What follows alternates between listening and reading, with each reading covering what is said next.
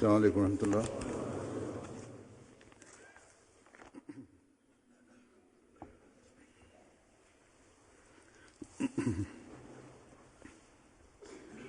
أشهد أن لا إله إلا الله وحده لا شريك له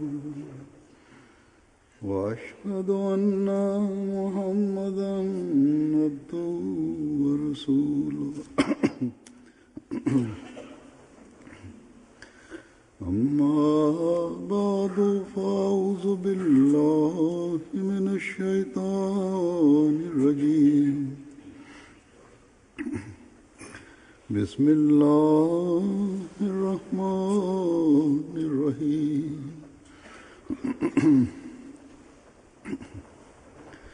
الحمد لله رب العالمين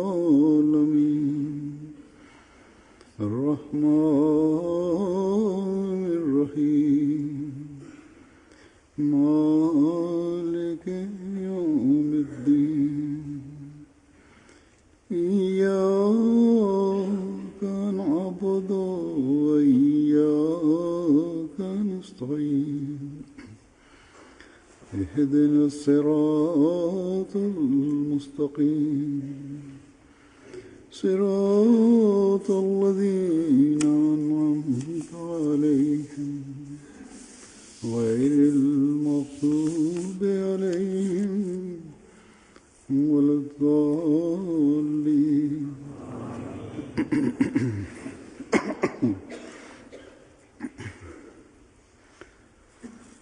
दुनिया में बहुत सी बातें बहुत से लोग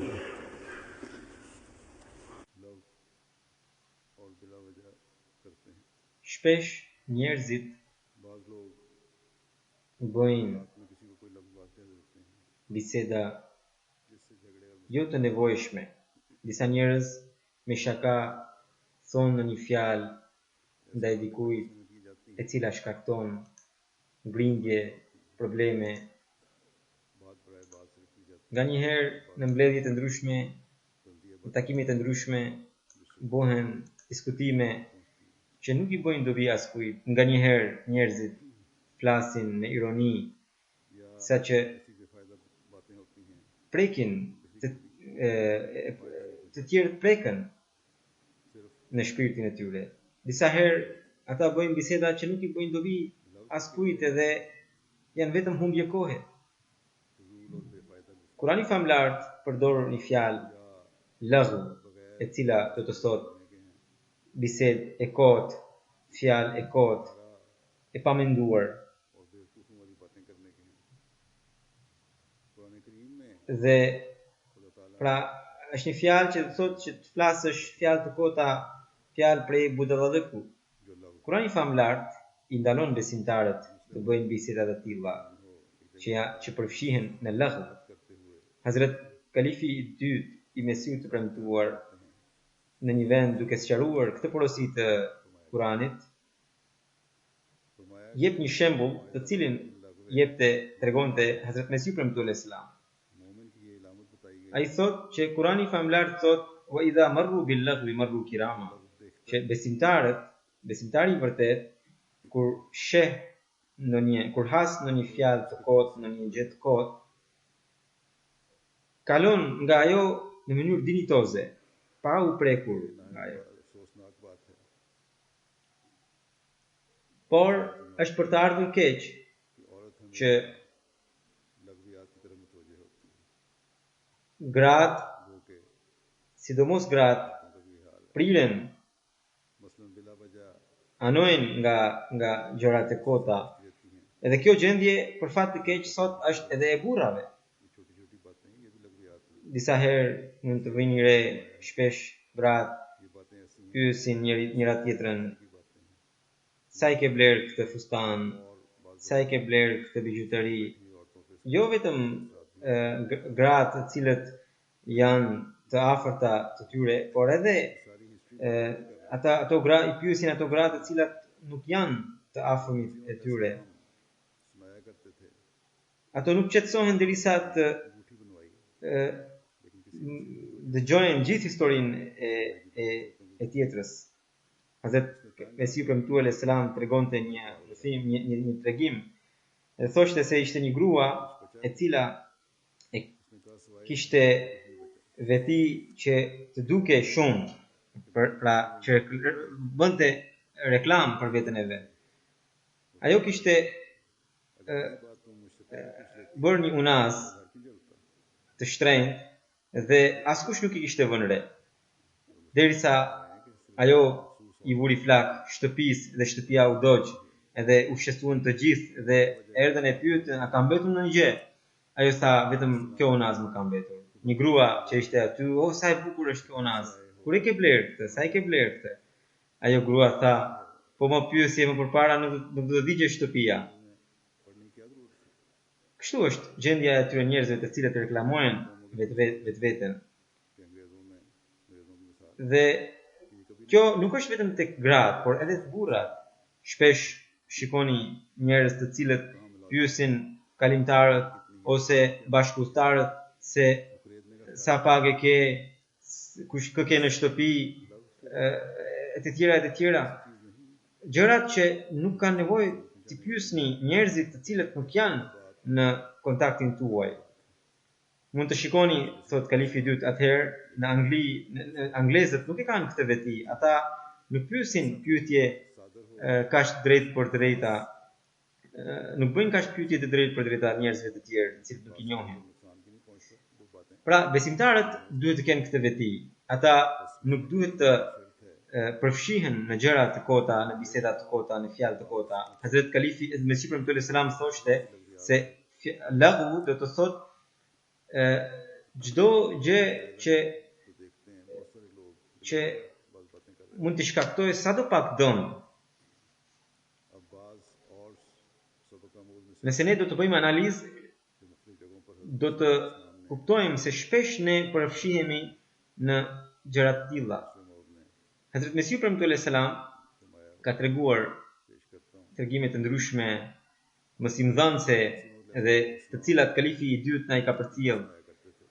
Kalifi i dytë thotë se Mesiu premtuar selam tregonte një tregim që ishte një pastrues i cili kaloi në një qytet, pra ai pastronte rrugicat, shtëpitë e të tjera, edhe kaloi në një qytet ku të gjithë ishin të shqetësuar, vajtonin, burra, gra, muslimanët, hindu, të gjithë së bashku vajtonin.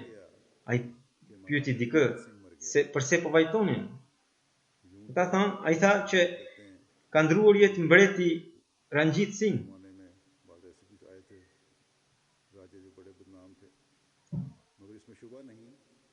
Hazrat Kalifi i dytë thotë që sikhët kanë ndër sikhët, mbretërit që kanë qenë ndër sikhët kanë qenë mizor ndaj muslimanëve dhe bën shumë gjakderdhje. Mirpo Ranjit Singh ishte ai i cili kishte vendosur paqe, edhe deri thuajse kishte larguar grindjet dhe problemet të cilat kishin kaluar çdo cak, madje ishte para tij ishte gati një luftë civile dhe vendi ishte përqar dhe njerëzit vrisnin njëri tjetrin, por Ranjit Singh kur erdhi në pushtet, ai vendosi paqe dhe ai u soll shumë mirë edhe me muslimanët. Madje ai ka pasur edhe vezir musliman në oborin e tij dhe vet babai i Mesiut dhe njerëzit duke kujtuar pikrisht vlerën e atij mbreti, vajtonin në ditën kur ai kishte ndëruar jetë. Mirpo pastruesi nuk e dinte këtë vlerë të tij. Edhe ai u habit dhe pyeti pse po vajtoni kaq shumë? Nëse për sa kohë që ka ndëruar jetë edhe babai im, që ishte një njerëz kaq i madh, kush ishte ky Ranjit Singh? Kush ishte ky mbret? Mesiu premtuar selam duke treguar këtë tregim thoshte se çdo kush vlerëson një gjë të caktuar ose një njerëz të caktuar në bazë të përfitimit në bazë të vlerës që ai ka në sytë e tij. Ai pastrues kishte dashuri të veçantë ndaj babait të tij, sepse babai e kishte ndihmuar gjatë jetës së tij. Edhe prandaj e vlerësonte kaq shumë, por mbretin Ranjit Singh nuk e vlerësonte, sepse mbreti Ranjit Singh mund të ketë bërë qindra mijëra njerëzve mirësi, por mbasi ai nuk përfshihej në ata njerëz, ose ai ishte kaq i paditur saqë nuk arrinte të shikonte mirësitë e tij. Andaj, në botë nganjëherë gjëra të vogla bëhen të mëdha për shkak të vlerës së tyre të një individi të caktuar, dhe nganjëherë edhe gjëra me vlerë nënçmohen për shkak të mosdijes së atyre që i kanë. Fëmijës nëse do t'i jepni një gur të paqmueshëm, ai nuk din ta vlerësojë atë. Kështu që edhe besimtari përmes sjelljes së tij, përmes fjalëve të tij, përmes përpjekjeve të tij ndaj të tjerëve, përmes mirësive të tij ndaj njerëzve të tjerë, duhet ta krijojë vlerën e tij. Dhe nuk duhet të mbetet, vlera e tij nuk duhet të jetë e kufizuar. Vlera e tij nuk duhet të jetë vetëm deri tek të afërmit e tij, por të shpërndahet në mbar shoqërinë. Çdo kush ka një rreth, dhe në atë rreth ai njihet. Kështu që një ahmedian i sinqert nuk mbetet vetëm në shtëpinë e tij, por emri i tij, për shkak të emrit të tij, njerëzit njohin Islamin përmes tij. Njerëzit kështu do të njohin ahmediatin përmes tij. Kështu ahmedianët e sinqert me përpjekjet e tyre arrin t'i tregojnë botës realitetin e Islamit. Edhe u tregojnë se Islami sot ka atë mësim i cili i jep zgjidhje problemeve të botës. Kështu që sot ahmedianët kanë përgjegjësi që ta largojnë mungesën e dijes që ka bota rreth Islamit. Edhe këtë mund ta bëjnë me sjelljen e tyre. Pastaj ka disa njerëz të cilët duke bërë një gjë të vogël kujtojnë sikur kanë bërë një gjë të madhe, ose disa njerëz duke mos bërë asgjë vlerësojnë veten si njerëz të mëdhenj, duke treguar pikërisht shembullin e tyre me sipër të Islam tregonte një tregim. Thoshte se një njeri kishte shkuar për mik, pra si mysafir tek një njeri tjetër. Edhe ky mikpritësi e priti shumë mirë, shtroi bukë për nder të tij, edhe nuk la asnjë përpjekje pa u bërë. Dhe kur miku do të largohe, i zoti i shtëpisë i tha me shumë për ulje që më falni se nuk u kujdesa dot për ju siç duhet, sepse kam pasur bashkëshorten të sëmurë dhe kam pasur edhe probleme të tjera. Dhe miku në fjalë filloi t'i thoshte se e diun përse po thua këto fjalë, se dëshiron që të dëgjosh lëvdata nga unë për pritjen që ke bërë. Ti duhet jesh mirënjohës ndaj meje. Ndërsa mikpritësi tha se në asnjë mënyrë nuk kam menduar kështu. Unë madje jam i turpëruar që nuk jam kujdesur dot siç duhet. Por nëse ju më keni bërë një mirësi, ju lutem ma tregoni që edhe unë të jem mirënjohës ndaj jush. Dhe miku në fjalë tha se ti ke shtruar bukë, vetëm ke shtruar bukë për mua. Ndërsa mirësia ime ndaj teje nuk mund ta llogarisësh tot. Thotë që shikoje këtë dhomë tënden që është e zbukuruar me shumë sende të çmueshme. Kur ishe në kuzhinë atje, edhe isha vetëm këtu, unë me çakmakun tim edhe mund t'i vija flak kësaj dhome. Por unë nuk kam bërë kështu. Ky mik. A nuk është kjo në një mirësi?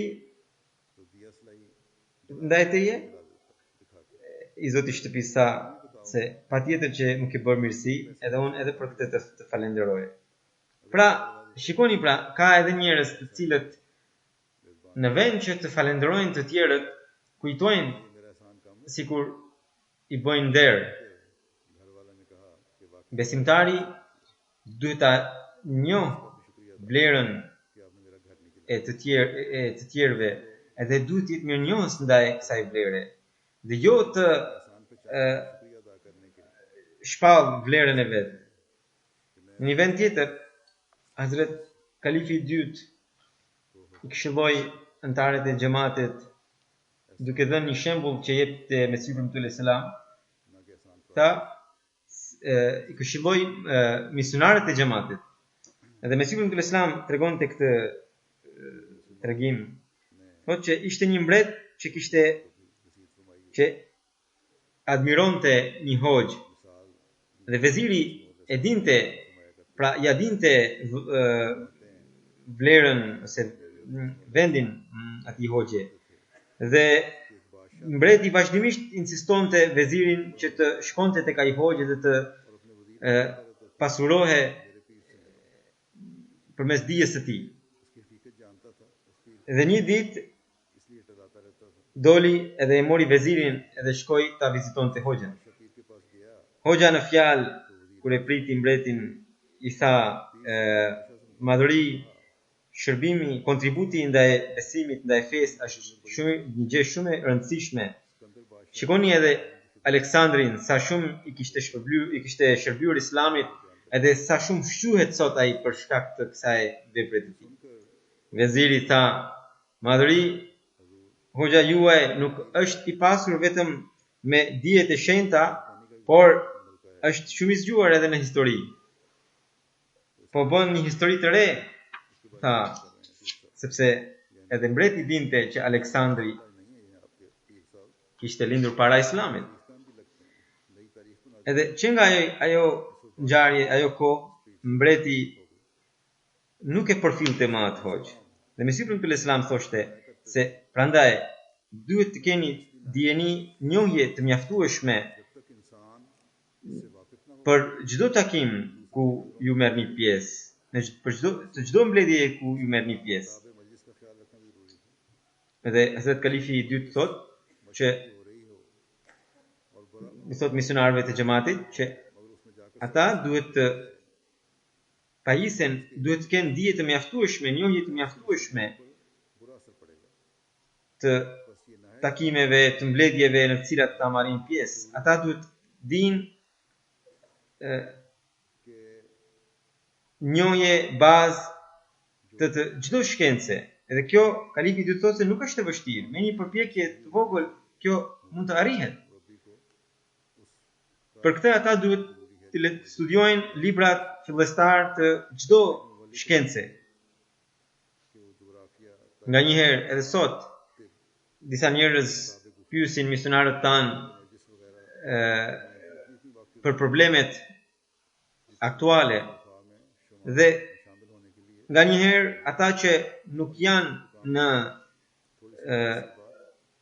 kontakt me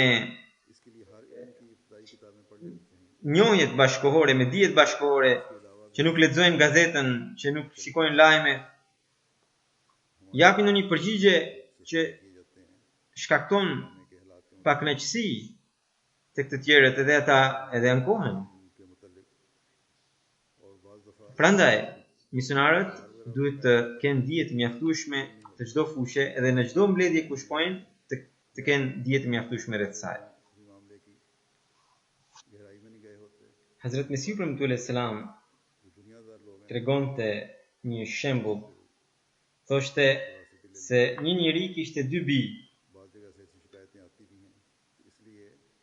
Ai u shpërndau pasurinë.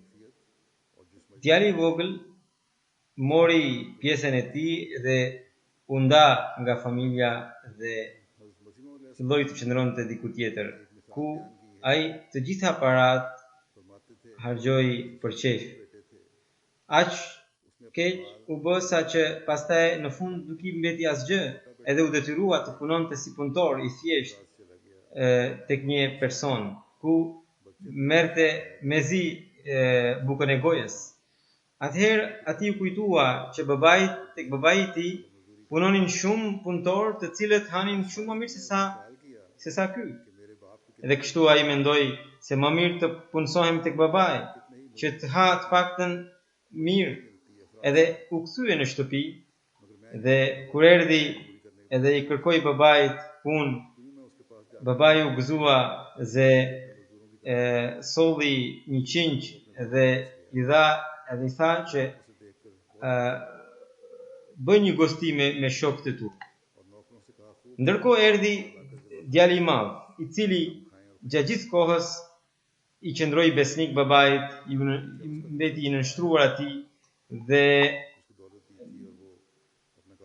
kur e pa pra gostin që po bëhe në nder të djalit të vogël, ai u zemrua dhe i tha babait që djali që harxhoi të gjitha parat për çejf, edhe kur erdhi ti po bën gosti për të, ndërsa për mua nuk ke bërë asgjë deri më tani. Babai i tha se shiko, ti je tek unë edhe gjithçka që është e imja është e jotja. Ndërsa ky vllai yt i vogël kishte vdekur dhe tani u ringjall. Ai kishte humbur dhe tani ka ardhur. Kështu që tani që ka ardhur i përmirësuar, ne duhet të gëzohemi. E njëjta gjë Mesihut Islam thot edhe në raport midis robit dhe Zotit. Robi kur pendohet dhe shkon tek Zoti, Zoti gëzohet shumë, aq shumë sa që ai nga i fal edhe mëkatet e tij të mëparshme.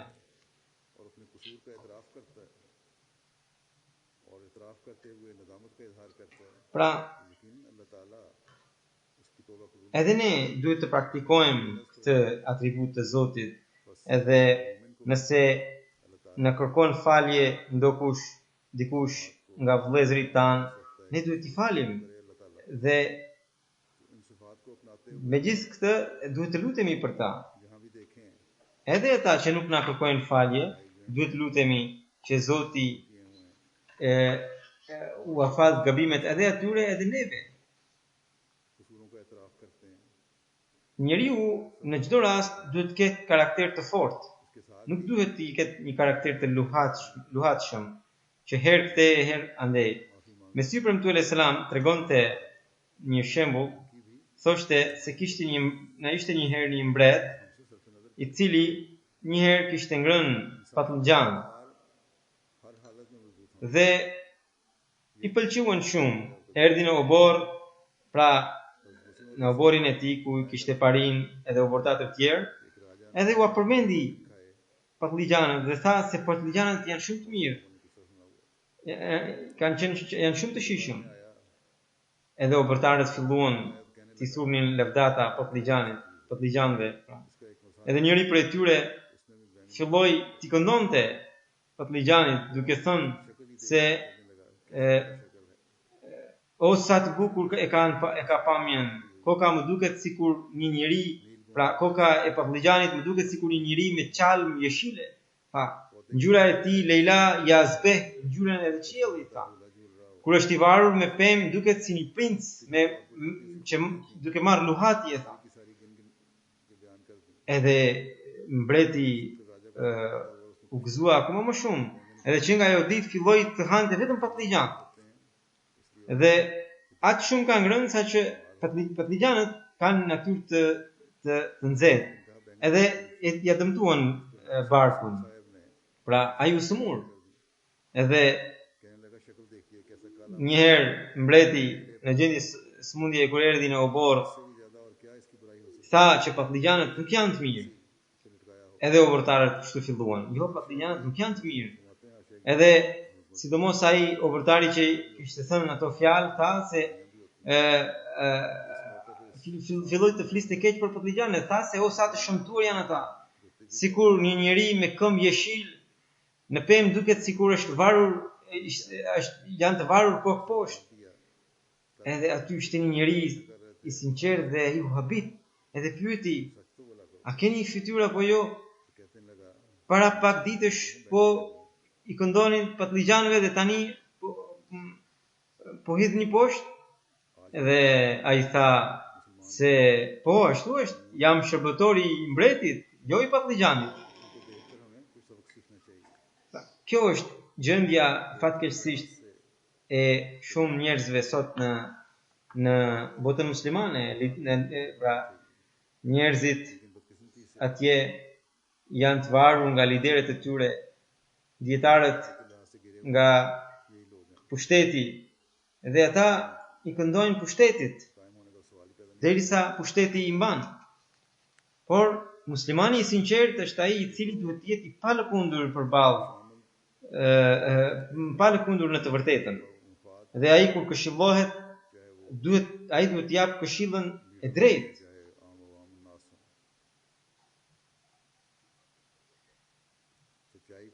Do t'i tregoj edhe një tregim tjetër që na mëson se si duhet të kemi lidhje e fortë me Zotin e Madhrishëm. Vetëm duke pasur lidhje të fortë me Zotin e Madhrishëm, ne mund t'i zgjidhim problemet tona. Edhe kjo lidhje forcohet përmes takuas, përmes druajtjes ndaj Tij, pra ndaj Zotit. Ahmedianët që pretendojnë se kemi pranuar, pra ne që kemi pranuar Mesiun e premtuar alayhis salam, dhe kemi pranuar të jetojmë në përputhje me mësimet e vërteta të Islamit dhe në çdo rast do të shikojmë tek Zoti, ka Zoti.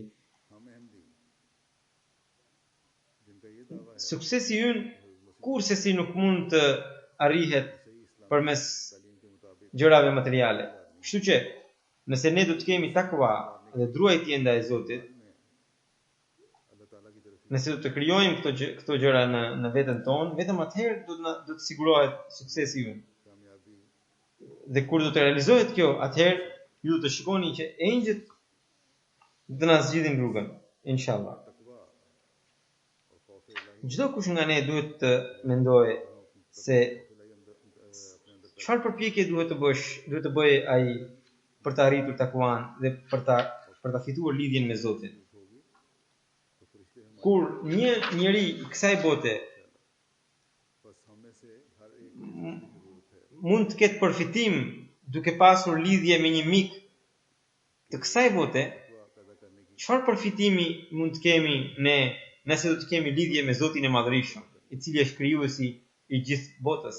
Në lidhje me këtë, Mesiu premtuar alayhis salam shpesh tregonte një ngjarje dhe thoshte se na ishte një herë një njeri që përpara se të udhtonte, përpara se të shkonte në udhtim për diku, i kishte lënë amanet një shumë parash, një kadiu, pra gjykatësi të qytetit të tij.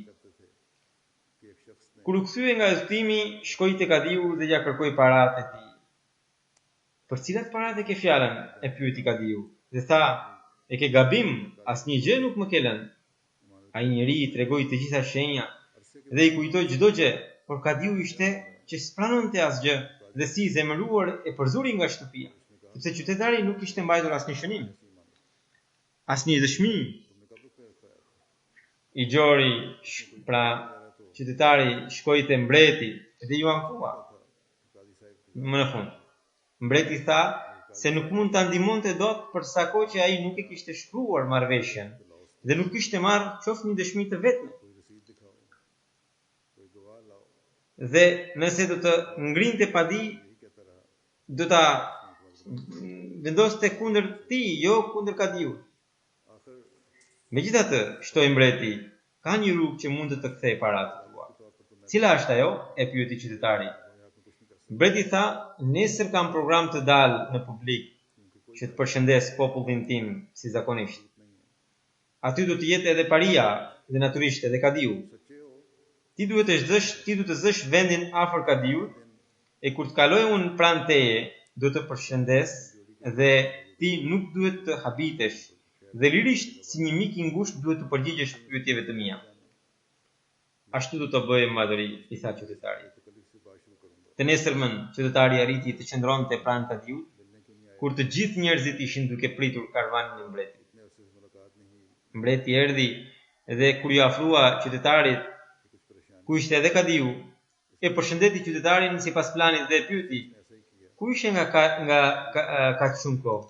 Pse nuk erdhe të më takoje? Kam qenë jashtë mbardhëri dhe kur u ktheva pata një problem dhe nuk gjeta dot kohë t'ju vizitoja." "Pse, çfarë problemi kishe?" e pyeti mbreti. "Jo diçka të madhe, por një mosmarrëveshje financiare me një njeri. Besoj se do ta zgjidh", i përgjigj qytetari. "Mirë, kur të zgjidhet, hajde në kështjell dhe në rast se nuk zgjidhet, do ta zgjidhim bashkë", i tha mbreti. "Ashtu do ta bëj madhëri", ja ktheu qytetari. Kadiu që e shikonte goje hapur gjithë këtë ngjarje, sapo kaloi mbreti ju afrua qytetarit dhe tha: "Më kishe kërkuar për një shumë parash që më kishe lënë si amanet? Më fal se kam filluar të harroje shumë këtë kohët e fundit, edhe pleqëria bën të veten.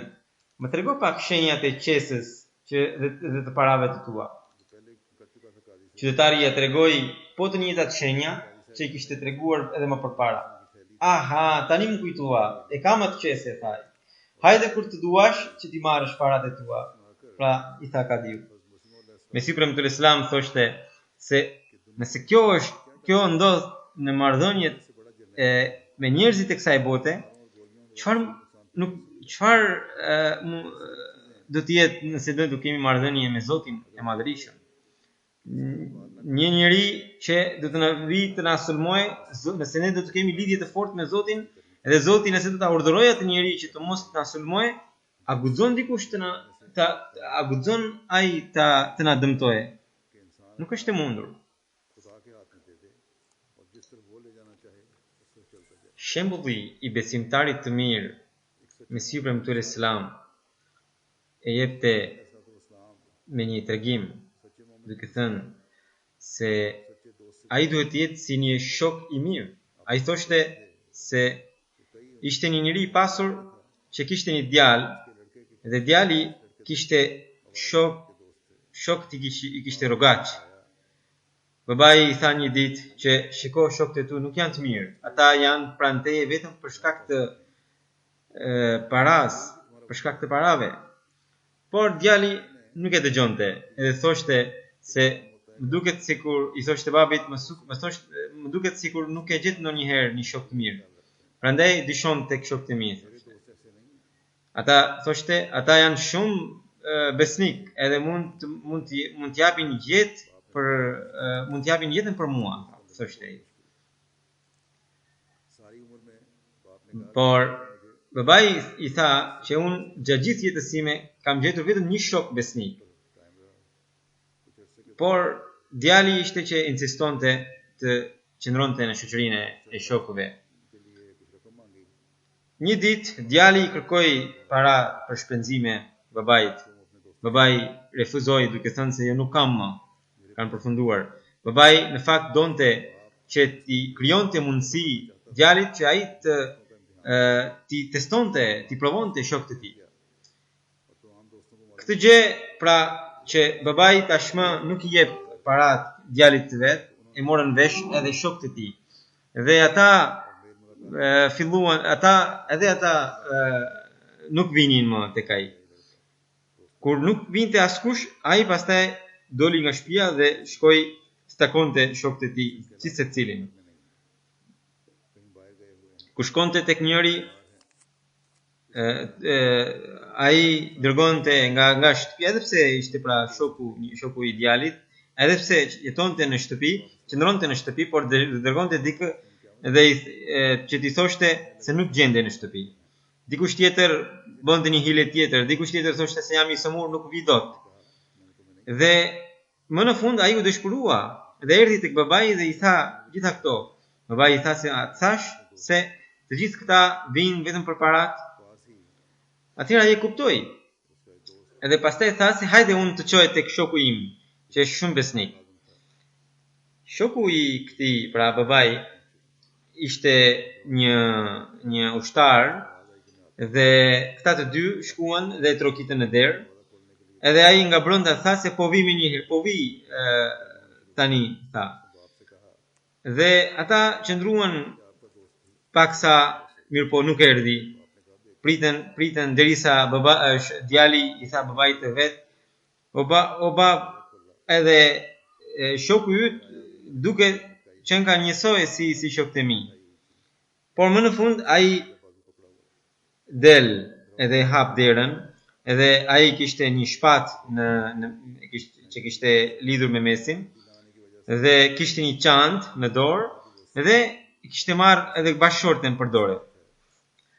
Edhe pasi hapi derën, s'pari I kërkoi falje mikut të vet dhe tha se është hera e parë që më ke trokitur në derë, sepse në përgjithësi dërgoje në një shërbëtor tek unë.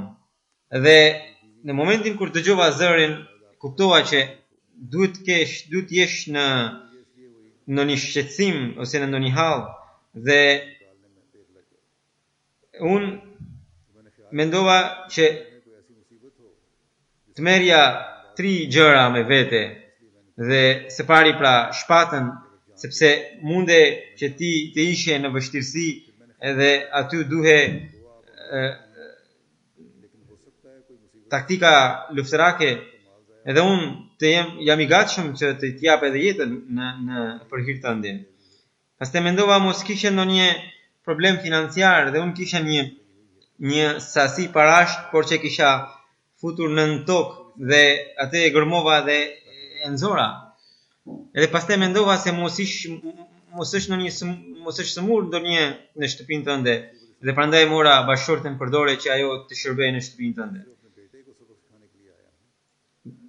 Ai tha, pra babai I djalit tha se jo nuk kam asgjë, unë thjesht dëshiroj t'i tregoja djalit tim se si duhet jetë një shok I mirë. Mesihi premtues selam duke treguar këtë ngjarje thoshte se kështu duhet jetë besimtari I vërtet, që ai të jetë I gatshëm të sakrifikojë jetën, pasurinë dhe gjithçka për hir të Zotit, për hir të mikut të vet. Ai të mos shikojë se çfarë të ruaj për veten, dhe gjithnjë të tregohet I gatshëm për të sakrifikuar çdo gjë për hir të Zotit. Sa shumë gjëra Zoti ka krijuar për ne, dhe me çfarë të drejtë ne I shpenzojmë ato për vete. Kështu që kur Zotit I duhet paraja, pasuria jon, ose jeta jon, ose familja jon, ne duhet jemi të gatshëm për të sakrifikuar çdo gjë. Qoftë në rehati, qoftë në vështirësi, ne nuk duhet të tregohemi të luhatshëm. Kështu që ata që nuk falin namazet duhet të analizojnë veten e tyre. Ata që nuk I japin përparësi besimit mbi botën duhet të kontrollojnë veten e tyre. Ata që këtu kanë ardhur për shkak të Ahmediatit, por pasi erdhën këtu e harruan Ahmediatin, duhet të kontrollojnë veten e tyre. Për shkak të Ahmediatit ata merituan qëndrimet këtu, qëndrimet dhe shtetësinë e të tjera, por disa prej tyre kur vinë këtu edhe sistemohen dhe tregohen shpërfillës ndaj xhamatit, nuk mund të jenë as adhurues të vërtet ndaj Zotit dhe as besnik. Siç Mesihi premtues selam tha që besnikëria duhet të jetë e njëjtë edhe në vështirësi edhe në rehati. Allahu I madhrishëm, për Allahun I madhrishëm gjithnjë duhet të jemi të gatshëm të sakrifikohemi. Si është raporti dhe ndjenjat e profetëve ndaj Zotit, edhe këtë Hazrat Kalifi I dytë tregon në mënyrë shumë të bukur. Ai thotë që aty ku ka dashuri nuk kërkohen argumente. Për shkak të dashurisë njeriu së pari shpall bindjen, vendosmërinë që do të bindet dhe pastaj mendon se si do të veprojë.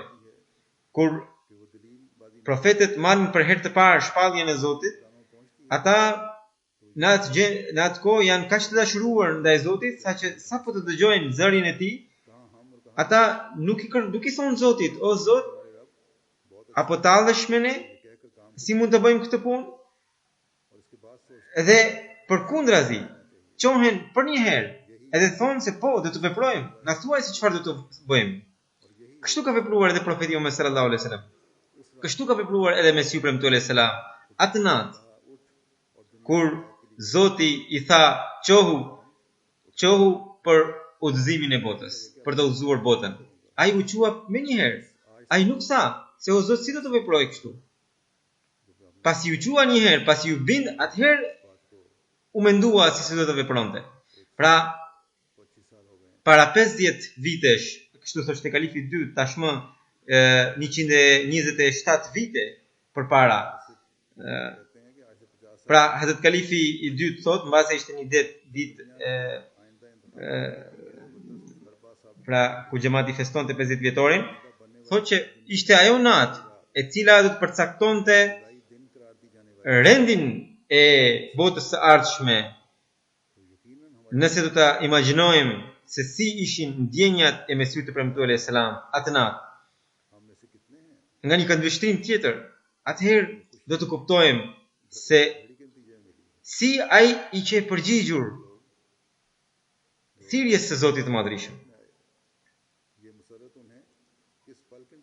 Ne duhet të imagjinojmë se këtë gëzim që kemi sot, fal cilës nate na ka ardhur. Ky gëzim edhe ky sukses që shohim sot na kanë ardhur fal asaj nate kur një njeri i vetëm i cili ishte i papërfillshëm para botës, edhe të cilit Zoti i tha qohu dhe ai u qua për ta udhëzuar botën. Edhe ai tha, o Zoti im, u qova. Ajo ishte besnikëria. Ajo shfaqje e dashurie ishte ajo pikërisht që e pranoi Zoti i Madhërisht. Dhe përmes bekimit të tij pastaj e begatoi atë. Zoti sigurisht nuk i vjen të qarët dhe të sheshurat, por në një bisedë dashurie, në një bisedë metaforike, këto gjëra edhe përmenden, ashtu si përmendet edhe në hadith, që kur një sahab i profetit sallallahu alaihi wasallam bëri një mikpritje të jashtëzakonshme në gjendje varfërie, Zoti tha se profeti sallallahu alaihi wasallam tha se Zoti qeshi në qiell duke parë mikpritjen tënde. Kështu që në këtë kontekst dua të them se nëse Zoti do t'i ishte mundur të qeshte edhe të qante, atëherë atë natë kur Mesiu premtuar alaihi salam u përgjigj me pohim thirrjes së Zotit, pa menduar se si do ta vepronte, si do ta bënte këtë gjë, atëherë Zoti patjetër duhet t'i kenë nëse do të ishte mundur të qante, ai do të qante, ai do të ketë qarë atë natë. Nëse do të ishte mundur të qeshte, ai do të ketë qeshur atë natë. Ai do të qante, ai do të qeshte duke parë se si një njeri i vetëm po qohet për ta udhëzuar botën vetëm me urdhrin e Zotit. Edhe të qante se vetëm ky ka mbetur. Edhe të gjithë ishin për punët e tyre. Edhe pastaj kalifi i dytë e tregon ngjarjen e tyre dy shokëve që ju kam treguar. Dhe tha se për miqësinë, ky është një shembull shumë i madh që njeriu pa e vrarë mendjen të bëhet i gatshëm për të treguar besnikërinë e tij. Por edhe ky shembull nuk shkon deri atje ku gjenden profetët, sepse profetët në çdo hap kanë vështirësi, në çdo hap ata përballen me sakrificën e jetës së tyre. Dhe përgjigjja e tyre është akoma më e madhe se sa përgjigjja e atij njeriu të varfër i cili ishte përgjigjur mikut të tij të pasur.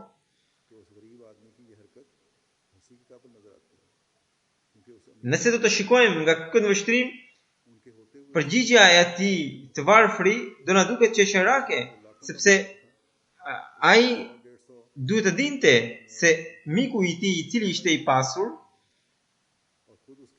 nuk do t'i bënte asnjë dobi një çantë që ai kishte me para të cilat ishin shumë pak. Edhe ai kishte edhe shërbëtor, edhe çfarë i duhe prania e tij me një shpatë të vetme në rast lufte, në rast grindjesh, edhe çfarë do të bënte bashkëshortja e tij kur ai vetë kishte plot shërbëtor dhe shërbëtore. Por ai nuk mendoi për këto gjëra. Nuk mendoi për këto gjëra sepse ishte i dashuruar pas tij. Kishte dashuri ndaj tij. Dhe në momentin kur një njeri ka dashuri, atëherë dashuria e largon mendjen. Dhe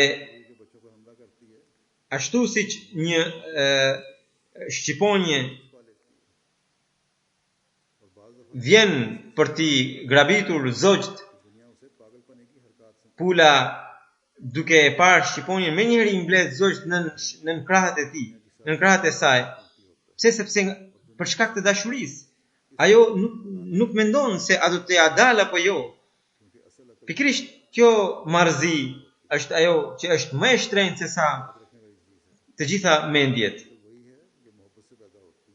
Mendja e vërtetë është ajo e cila buron nga dashuria.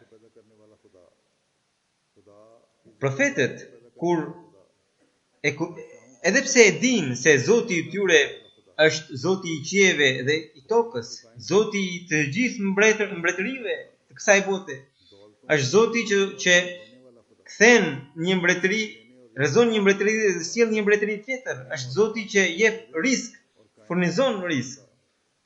Ai është Zoti i çdo grimce të kësaj gjithësie. Edhe ai Zot thret një njeri të papërkrahur, duke thënë se un kam nevojë për ty që të më shpëtosh fen.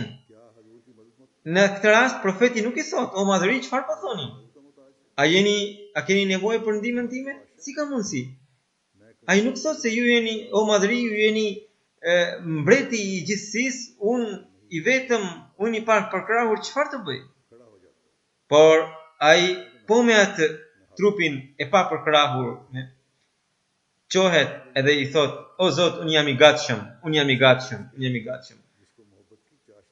Kush mund t'i përfiturojë këto ndjenja të profetëve, përveç atij që ka një frymë dashurie?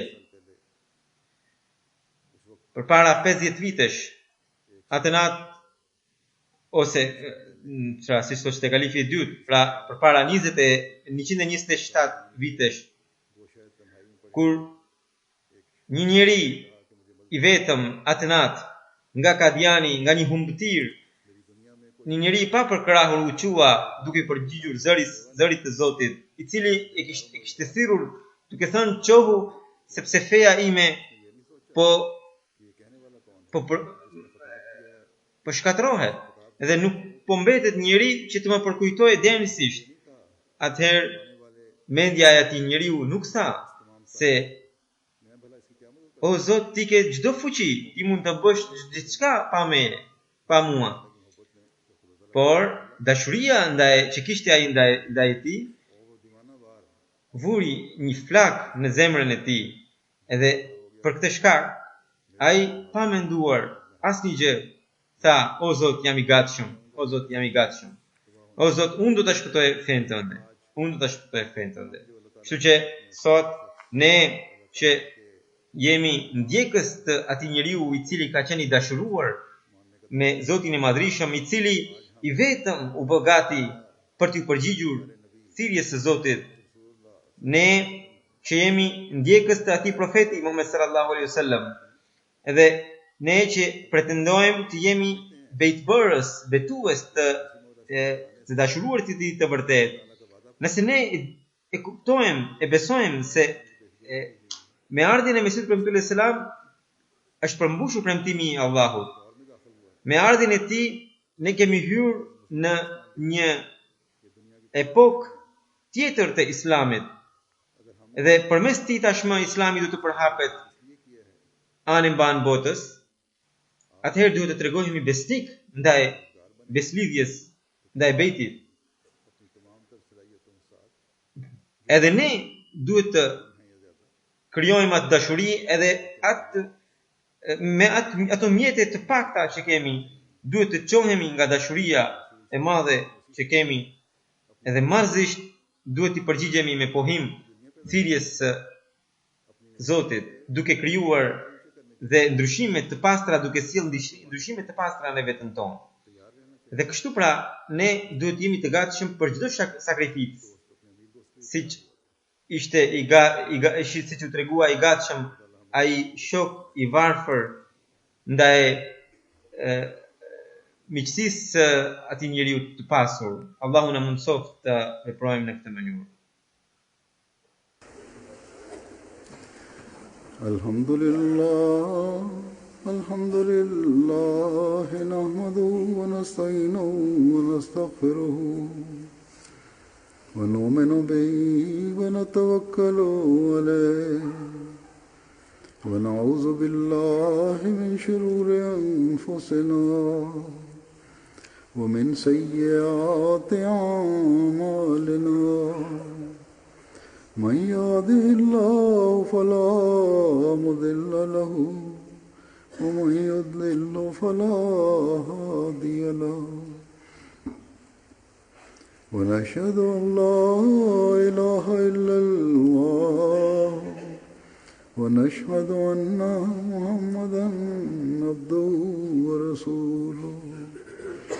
عباد الله رحمكم الله، إن الله يأمر بالعدل والإحسان وإيتاء ذي القربى وينهى عن الفحشاء والمنكر والبغي يعظكم لعلكم تذكرون.